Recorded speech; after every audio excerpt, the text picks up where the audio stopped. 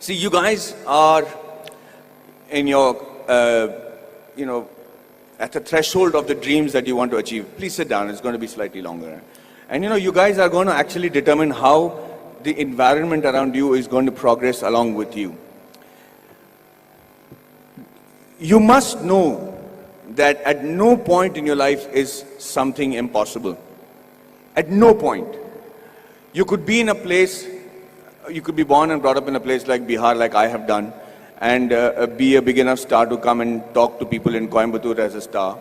Or you could be in the industry like the Tamil and Telugu industry and be known as the most exciting director. Rajamouli suddenly decides that he can make a film which is, if not better, but at par with Hollywood. And he does that staying in India, and he hits the ball right out of the park. He becomes historic in just that one moment. There is a huge lesson to be learned on things like that. Everybody keeps saying success is when the right opportunity meets the right preparation, right? So you can't have the right preparation by being the engineer that you want to be, and you keep looking out for that right opportunity. But what makes the right opportunity and the right preparation come together? When does that synergy happen for you to be prepared for it? Because like they say, if you're prepared but you don't get the opportunity, it's useless. If you have the opportunity, you're not prepared, it's not useless. But they have to meet at a point, right? And that meeting happens because you will it to happen, because you want it so badly to happen. I could be walking down any street, I could be anybody, but why did that one director come and meet me and wanted me to act in that television serial? If you look at every next step in my career, I have never prepared for it. I have never imagined that this could happen. I never imagined that Mani Ratnam will call me. How would Mani Ratnam know about a guy who's doing a television series in Bombay without even seeing one episode of mine? So let's come back to that one point that happens, the synergy that happens between the right opportunity and the right preparation. And that happens when you have what is called situational awareness. So let me tell you a little bit about situational awareness.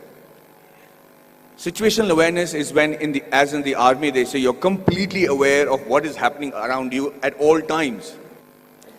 So, as I was saying, the situational awareness happens when you're completely aware of everything that is going around you at all times. And you should be able to do that. When we are in the army, and if you're walking down the ground, parade ground, anybody who's involved with the defense will know what I'm saying is the truth. And if there's an officer walking away from the other side of the ground, you have to stop and salute him and say, Ram Ram Sarji, or whatever is the call of the unit. If you don't, they'll give you a brick in your hand and you have to shave with that brick. So, thank you, that's awesome. So, the situational awareness is because you should know when the enemy is around you or when there is danger around you. You know how that is taught to you from when you're a child? That's taught to you in the form of good manners, in the form of being courteous. So when you say a good morning, or you're saying a good afternoon, or you're looking around and helping a teacher who's carrying a book and being aware that she needs help, or you're watching around and stepping over a drain and not tripping on yourself, you should know that you're fairly evolved in the art of situational awareness. That's why people insist on teaching children good manners. And anybody who has good manners, it's not just a desire, it's not the desire just to be considered to be a polite guy, but the ability to know when somebody needs to be wished, somebody needs help, somebody is in need of assistance, or somebody has to run away. And that's why you teach your child good manners. And I will tell you today, from the bottom of my heart, I might not be completely worthy of some of the opportunities that I got, but I grabbed it like hell. And I got those opportunities simply because I was a very well-mannered person. I was able to, and with that manner, with the way you walk, with your gait, the kind of words that you use. It's very common to use normal language when you're friends and everything, but most people don't even have a vocabulary.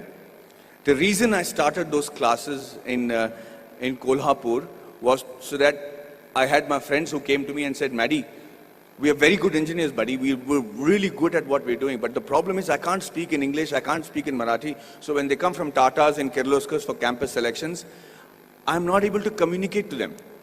They don't even observe a Kolhapuri boy wearing a terracotta pant and a shirt and wearing chappals and don't even consider that he could be a good engineer. So when I said the fault lies with you guys. He says, you have to break the clutter. Nobody's going to come and say, hey, you know what, maybe you're a good engineer, let me give you a shot. You have to be noticed in that very first instant. And for two reasons. One is that either you should know what is a good profession for you. If you're not able to make an impression, then quickly change it. This is not the be-all and end-all. The engineering or whichever subject that you choose to major in when you're in college does not literally have to be your lifelong profession. But give it a shot. At least know if that is a profession that you really want to pursue and excel in, because that's the only way you'll survive, is if you excel in it. If you excel in it to such an extent that you think, sleep, dream, eat, breathe that particular job. And I do that with acting. And I'm telling you, I do not know what else. I would have been a really bad soldier because I think I'm a really good actor. I'm involved completely, 100% of the time. I'm doing research. If I have free time, I'm going to YouTube and finding out what is a different method of acting. I just do that with a passion. If you're not doing that for your profession, know that you're in a secondary profession. Know that you're doing something which the Lord has not made you to achieve glory in. So you have to give it that shot. Now, what I'm trying to tell you is that Kolhapuri friends of mine who then came to me and I said, okay, let's try and see if we can change that. So at 5 o'clock in the morning, they would come to my room, we'll go to the terrace, and I started teaching them how to present themselves in the interview. Things that I had the good fortune of doing because I had many interviews and many group discussions to attend. And then I started with basic things on how to shake hands, how to look somebody in the eye and speak. How do you introduce yourself? How do you shake hands with a lady as opposed to a man? How do you speak on a phone? What is dining table etiquettes? What's telephone etiquettes? When do you use a shrimp fork or a salad fork or people might think I don't require that. I'm never going to work on those things. I'm doing my father's business. But you never know. That is the preparation that you make to make that quantum leap in your careers. These are basic things. You have to know that. You have to know how to dress correctly. You have to know if you have body odor. You have to know whether you're spitting on people's face and how to stop it when you're speaking.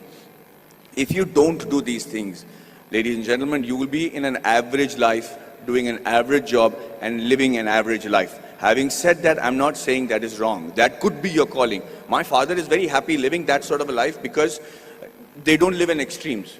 But if you have a passion and if you have a desire to be exceptional, if you have a desire to be seen apart from the crowd, then this is the bare minimum thing you should do.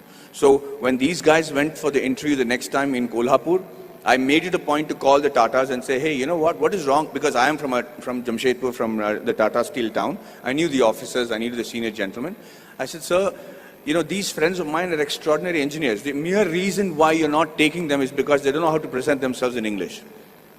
How long is it going to take for you to send somebody who knows Marathi in your panel so that they can actually judge and see if these guys are good enough for Tata Steel? Do you need good people who speak in English or do you need somebody who are good engineers? And he agreed. He actually sent people from Maharashtra, and for the first time in the history of Kolhapur, we had 5 guys getting into Tata Steel and Kirloskars. And I just wanted to say that I'm not taking credit for it. I just felt bad because it is just a small 3-day push that they required to achieve that. So when they were interviewed, they said 4 years of learning engineering one side, and those 3 days with Maddie, we became engineers and successful today because of those 3 days. And what I am teaching you is nothing extraordinary. It is simple stuff. It's the norms. It's the way of the world. So yes, we are all radicals here. I mean, you guys are very awesome students. You're sitting there quietly listening to me. We used to make a ruckus if somebody came to give a speech. But the idea is that you have to connect to the audiences that you're speaking to. Public speaking and group discussion skills can be taught in 15 minutes. I used to challenge my students that I should say, I will hold each and every one of your attention for 15 minutes because I will say such relevant stuff that you will be forced to pay attention to me. And that's how you make an impression. That's how you break the clutter. That's how you get seen in this world, and that's how you can achieve glory for yourself and this wonderful nation that you're part of.